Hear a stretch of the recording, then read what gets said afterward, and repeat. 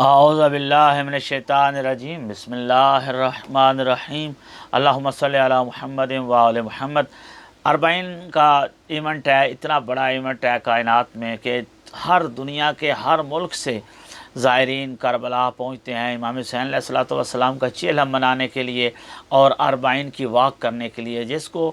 عراق کی زبان میں مشی کہتے ہیں، پیدل چلنا نجف سے لے کر کربلا تک، کیونکہ ائمہ کے فرامین میں یہ بات موجود ہے حدیث رسول میں کہ امام حسین علیہ الصلوۃ والسلام کی زیارت کے لیے ایک ایک قدم چلنے پر ایک ایک حج اور ایک ایک عمرے کا ثواب ہے، اور وہ بھی حج اور عمرہ جو مقبول ہو چکا ہو بارگاہ الہی میں، بہت زیادہ ثواب ہے۔ اور کوئی بھی یہ نہیں چاہتا کہ وہ اپنی زندگی میں وسائل ہوتے ہوئے یہ ایونٹ جو ہے وہ مس کرے اور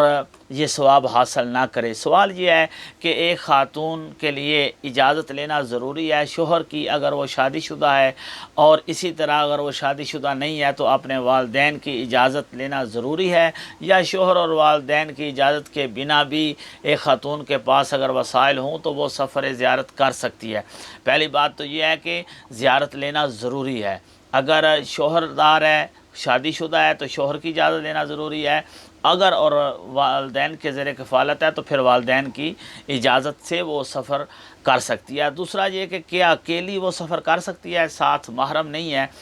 اب ایک دوسرے ملک سے آنا اور سارا سفر کرنا، یہ کیا اس کے لیے اکیلا کرنا جائز ہے؟ اگر حرام میں پڑنے کا خطرہ نہ ہو تو اس کے لیے یہ سفر کرنا جائز ہے، مستحب ہے، بلکہ وہ سفر کرنا جب اس کو اجازت بھی مل گئی ہے اور وہ سفر کر بھی سکتی ہے تو پھر مستحب ہے وہ سفر کرے، اور اس کو یہ سارے کا سارا ثواب ہوگا جو ائمہ طاہرین علیہ الصلوۃ والسلام کی احادیث میں بیان کیا گیا ہے۔ لیکن اگر شوہر اجازت نہیں دیتا یا